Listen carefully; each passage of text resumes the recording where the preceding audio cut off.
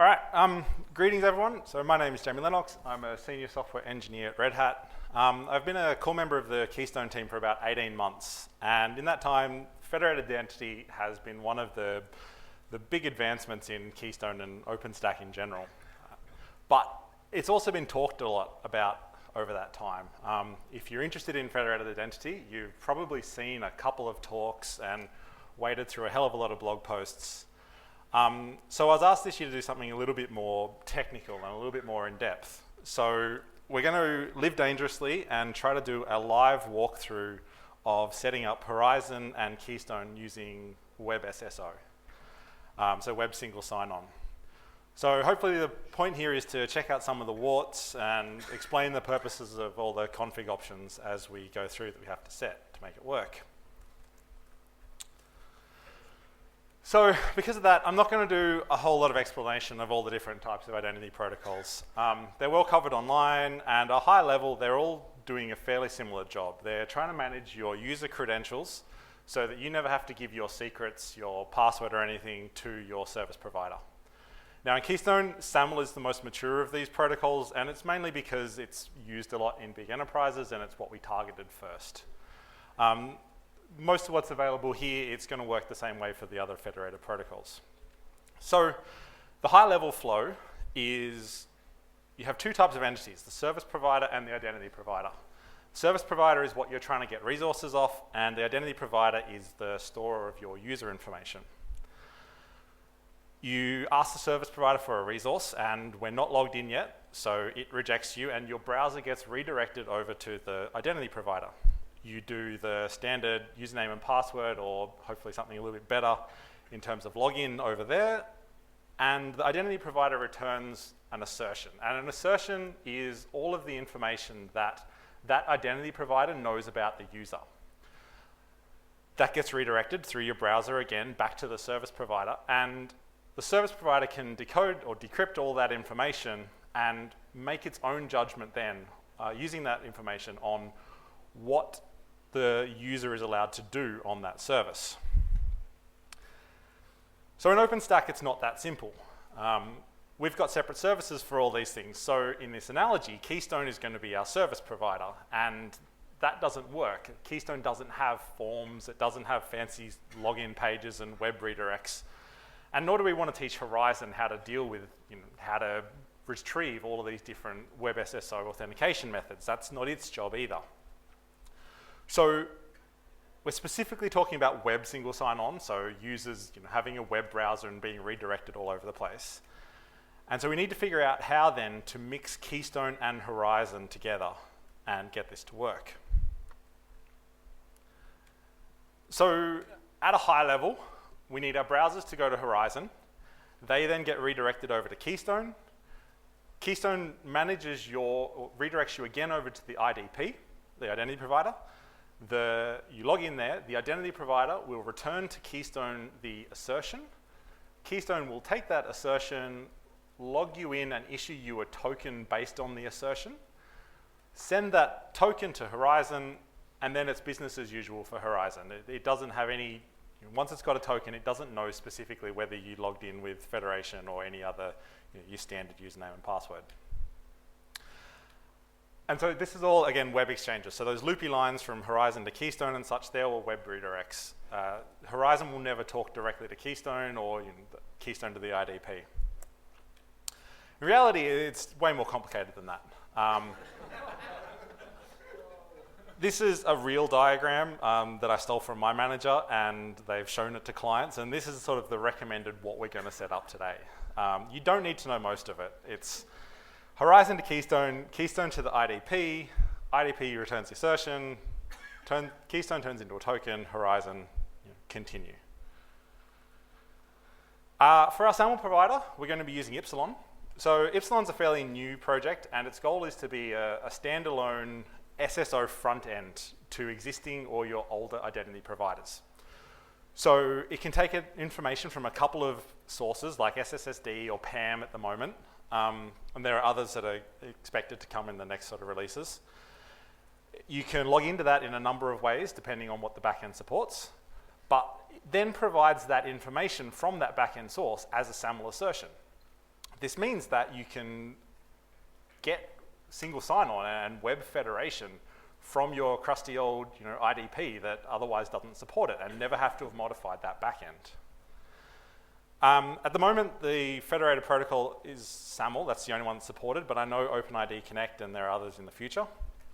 It's officially going to be provided as part of RHEL 7.2, which is sometime later this year, but it's already packaged and available in Fedora if you want to test it out, and it's obviously open source, and that's the link if you want to find out some more information. All right, to keep it relatively simple as this stuff can get, I've got two virtual machines set up on the laptop here. One is running FreeIPA and Epsilon. The other is running OpenStack via PackStack. It's the most basic, somewhat realistic OpenStack deployment I could come up with just to prevent the laptop from melting down. So Nova Networks, InterGlance, yeah. And I'm not even going to get to the point of actually launching a VM because everything else would stop. From that, I've converted the entire deployment to use v3 authentication. If you're going to do anything with federation, you have to be using v3 auth. And that includes the Nova service users and things like that, authenticating or getting v3 tokens. The federation stuff is not representable under v2, and Keystone will just give you an access denied.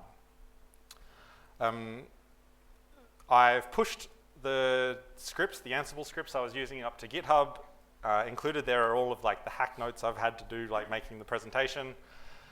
It does depend on some RHEL 7.2 nightly repos, but that's just because they're not public yet. I needed the latest version of Epsilon, and I didn't want to build this all on Fedora. So by the time, yeah, so it'll be all available in RHEL 7.2. There's nothing there that's particularly private. All right, the fun stuff. Now, bear with me. Flip over screens.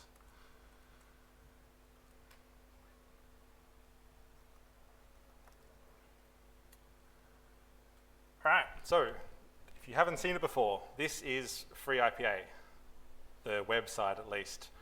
I've got one user here, Jamie, and he is a member of the engineering group. And I'm going to try and map that through into being picked up from Horizon. And I've also got here a branded but fairly standard Horizon login. It looks like a normal Horizon. I'd show it, but the last time I tried, it took a while with the VMs. All right, we don't need that.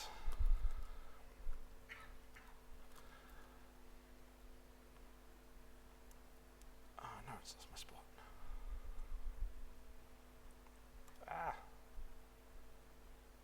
Sorry.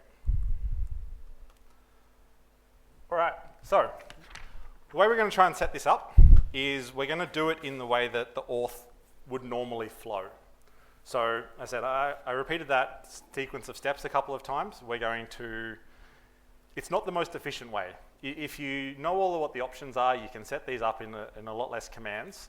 But I'm going to show it through, setting up Horizon first and then showing the next step and the next step, so it flows all the way through. If this doesn't work, I'm just going to have to dance a little bit or something, because federated identity is kind of hard to show because it just, it works in the background, and if it fails, all you'll get is an access denied, and it's going to take me about 20 minutes to debug it. So, sorry in advance if this doesn't go well.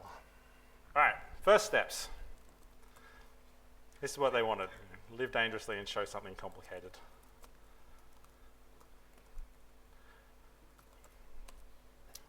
All right, first steps is we're going to be modifying Horizon. So we've got our Keystone URL set up. First thing, enable WebSSO. Fairly trivial. The WebSSO choices, we want to leave on our standard Keystone credentials, so people should still be able to log in directly with Horizon. We're going to turn on SAML2. We're going to call it Epsilon because that's a bit more descriptive. And we're going to say that SAML2 provider is the default.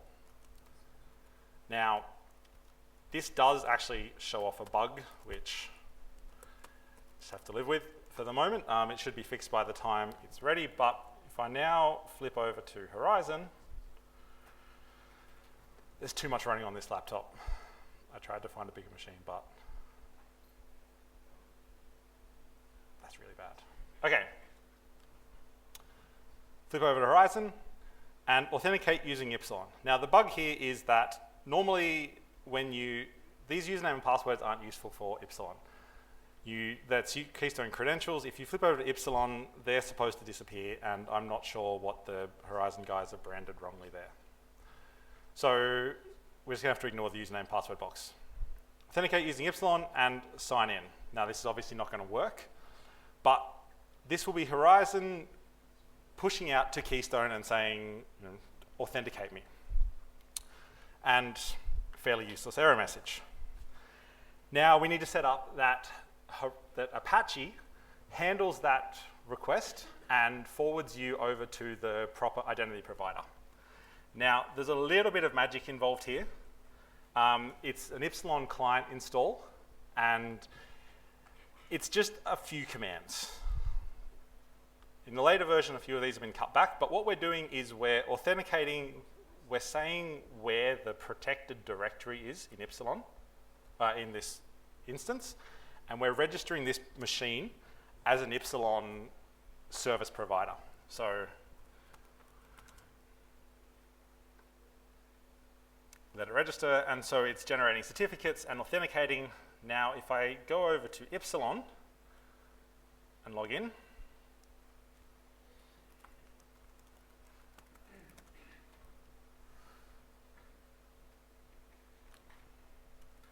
this is the Epsilon interface, and we can see in our identity providers, we've registered OpenStack, and it's running on OpenStack sort of port 5000 v3. So this is protecting that URL on the OpenStack machine. So that's all been sort of managed automagically with the Epsilon client install, even though there's a number of things to configure there. So now we need to actually plumb that into Apache. So protect that. So we go across to HBD, and Epsilon has provided us a default file. And the reason I use that Epsilon file, the Epsilon client install, even though it can be confusing a demo, is it's much easier than trying to explain what all of these things do. But there's metadata files, there's private keys, and there's all sorts of other SAML-y things. So these aren't required for OpenStack. They're just sort of redirect to the secure location. We'll take all of this information and we'll put it into our Keystone directory. There's one more that Melon needs, which is just the way it's set up. And that's pretty much it. So I've turned mod auth melon on for this v3 auth Federation WebSSO login point.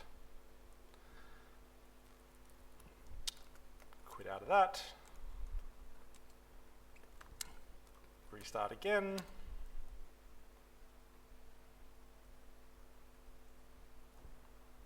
Wish this was quicker. Okay, let's try Horizon again. Authenticate using Epsilon, sign in. It's bounced me to the Keystone instance, and now Keystone has bounced me over to the identity provider. So this is logging in with Epsilon, and you can see that here from you are being asked to log in by port 5000 v3.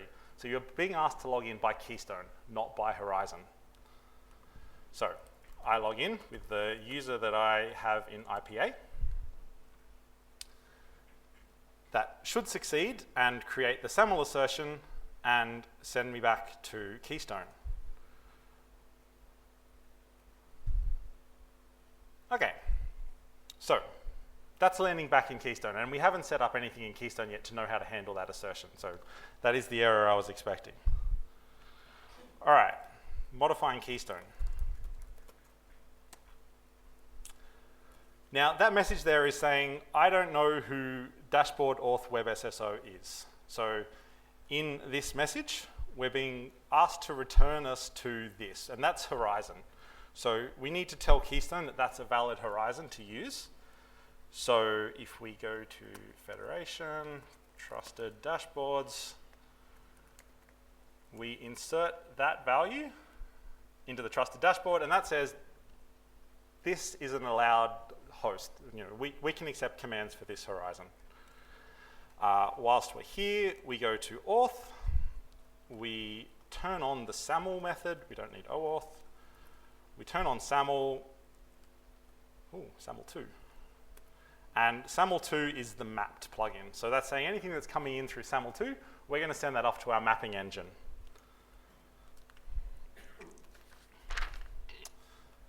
Okay, restart again. Hopefully we get a little bit further. No, not that. Go back to Horizon because there's not really any way to restart this in the middle. Authenticate using Epsilon. Bounces to Keystone, goes to Epsilon, comes back to Keystone. All right, could not find an identity provider. So this is where we need to start configuring things in Keystone to know who these identity providers are. So we can do this from here. I've already got ngrep-os.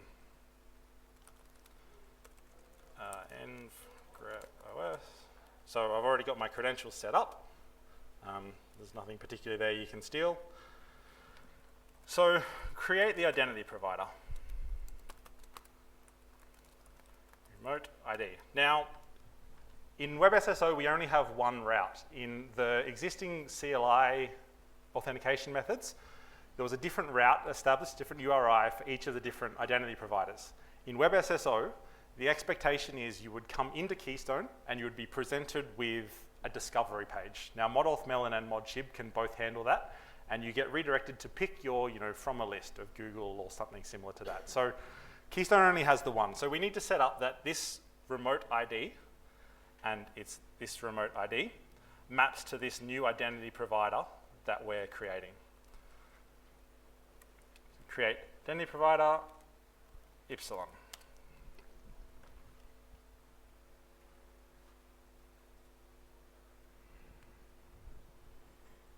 Cool. Created the new identity provider.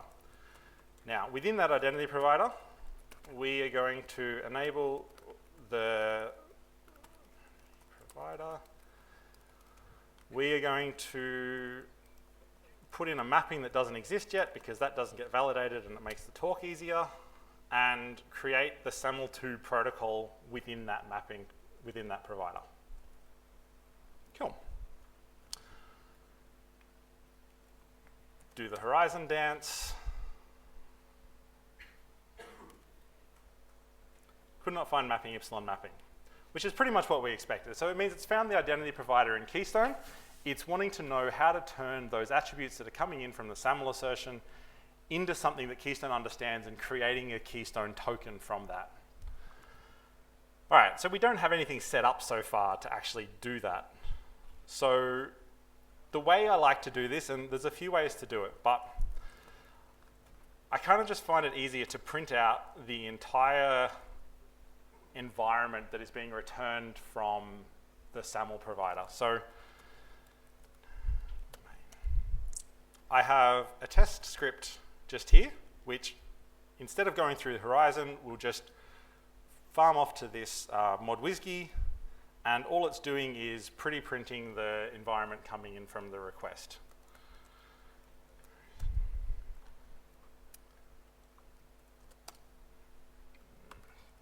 A little bit too optimistic.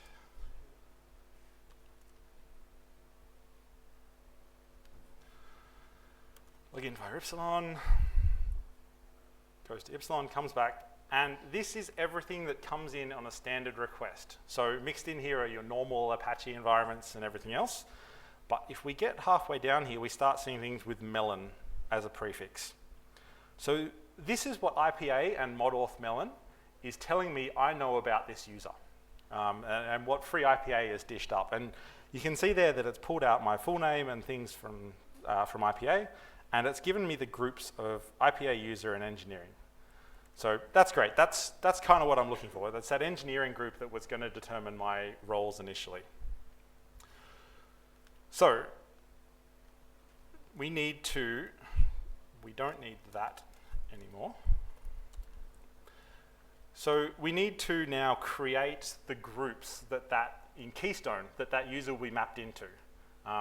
Because this is federation, that user doesn't exist permanently in Keystone at all. So the way we get around that is we allow you to dynamically map a user into a group, and you assign roles to the group. And the user then just gets whatever the group gets. So start off, that's not going to work. We just create a basic role. Doesn't have any special permissions. Create a PyCon project. OpenStack group. Epsilon engineering. So fairly obviously that is a group that's going to represent engineering from Epsilon. And then add engineering. Project PyCon, and I add the member role. So that's the three things I just set up then. So any user that is mapped into that Epsilon engineering group is going to have the member role on the PyCon project. Now, the next bit is kind of where it gets a little bit tricky. We need to set up the mapping. So all of that information that came in from the WSGI, how do we actually turn that into Keystone sort of known entities, I guess. And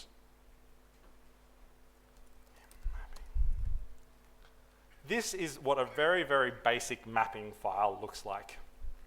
Mappings are just a list of JSON objects, and each of them contain a local and a remote section. Now, if the conditions that are met in the remote part, and the remote is what's coming in from your remote IDP, if the conditions are met in the remote section, then you will get the equivalent, you will get that section on the local section applied in Keystone. So, type Melon full name is my full name. It will get substituted in there as the name of the user. And if we come down, if Melon groups here, if engineering is in Melon groups, then that user will get the Epsilon engineering in the default domain group. So that's the basics of how mapping files are written. Now, add that mapping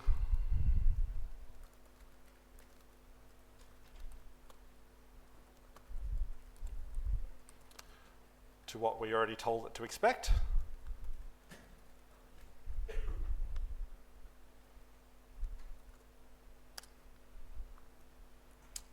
All right, hopefully last attempt. Authenticate using Epsilon.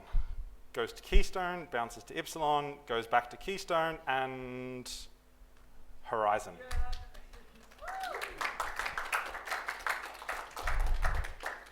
I'll admit I'm more than a little happy that worked. All right, so, and that's the basic flow then of web single sign-on. Once you've got that established, you can modify that Horizon front page however you like, do however you want to brand this, but that's your flow. So let me turn off that mirror.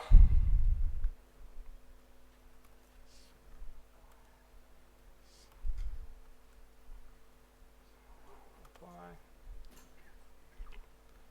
Keep changes.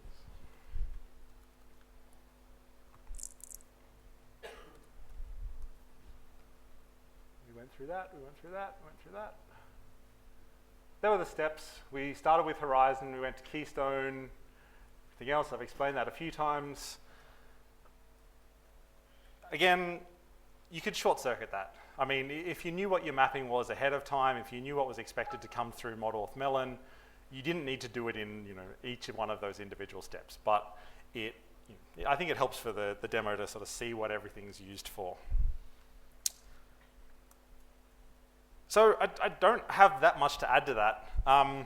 I guess what I wanted to present here is it can be fiddly. There are some options, and you have to know, what option relates to what error message, and the error messages, they're not bad once you understand what's going on, but they're not great. And especially if you don't have debug mode turned on, all you'll get is like authentication failed. And mod auth melon is not much better. You'll occasionally just get error messages which are hopeless. But it's not impossible. Once you've got it set up, the hardest thing you'll probably have to deal with is your mapping file. As you get more users, more groups you're trying to map into your local Keystone, it's going to get more and more complicated to keep that under control. And the best thing I can offer is keep it really simple and obvious. Make it very clear that this group maps to this, and don't try to overload groups from different domains and everything. It'll end up a headache. And I think, and WebSSO is configured differently. If you saw some of the talks about CLI login and stuff, it's a very different process. You can reuse some of the trust setup from how to talk to Epsilon from that process, but it doesn't necessarily help you with the WebSSO. You pretty much need to go through a completely different setup phase. And that's it. That's what I had. Anyone have a question, or did anybody follow that all the way through? They said, go technical. We've seen heaps of high-level federated, give us something technical. So did that make sense? Yes.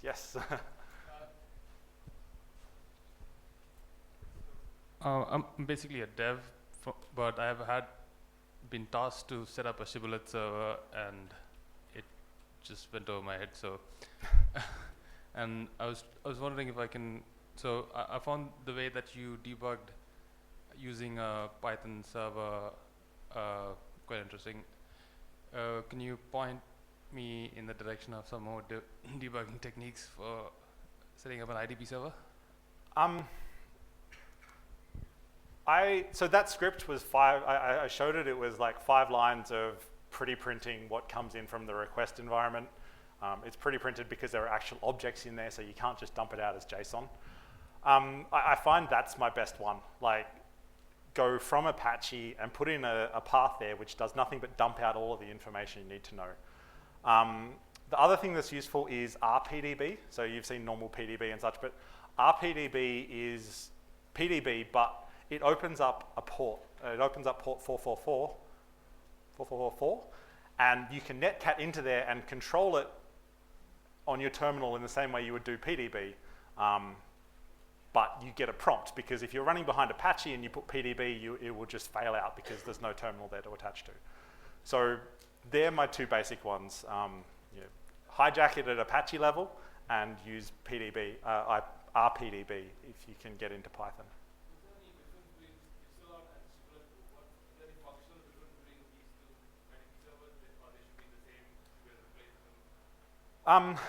So Epsilon, Shibboleth is a couple of things.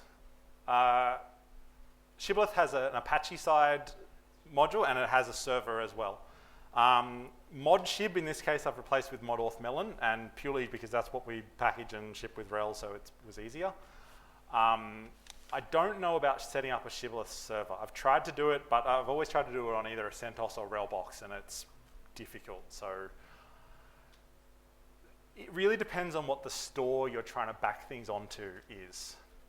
Epsilon is really designed to be a front end to IPA and a few other things that run off SSSD. And there's test auth, you can run through that. But I can't help much with like... As a SAML provider, SAML IDP provider, does it actually make a difference? No. The setup is different, the way you configure the trust and the way you configure them is different, but theoretically, once you've got SAML on both sides, it should be okay.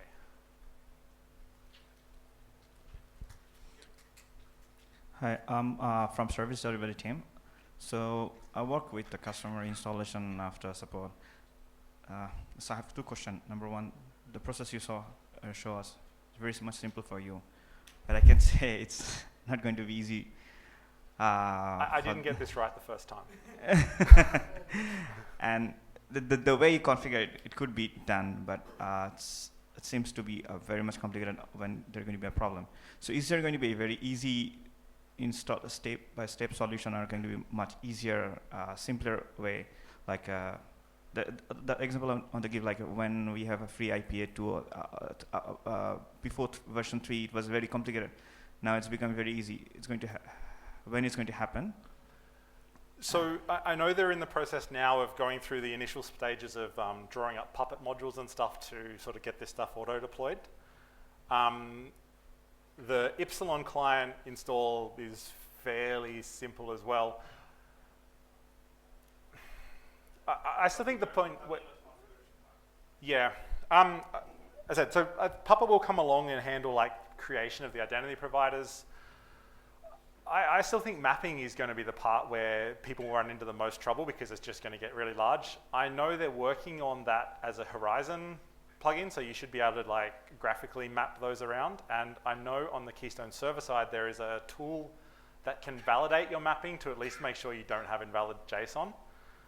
But that's as far as I know in terms of real plans to make it simple. So maybe not. Just a small second question. Are you going to have a similar thing with RHDS, OpenLDAP, or DS289, or AD backend? We're really trying to get out of relying on things like an LDAP connection within Keystone itself. So the real advantage of things like Federated Identity and there's a few other modules there like mod lookup identity that can authenticate a user before it ever hits Python. So that means, as I showed coming through with the config variables, if I can get mod lookup identity to spit that all out, then I should never need to have Keystone configured to talk to that LDAP server, and that's where we want to go. It's otherwise just a pain in the neck because everything that has LDAP has 100 strings you have to configure for how to get your groups and how to get your user and there's no way to solve that.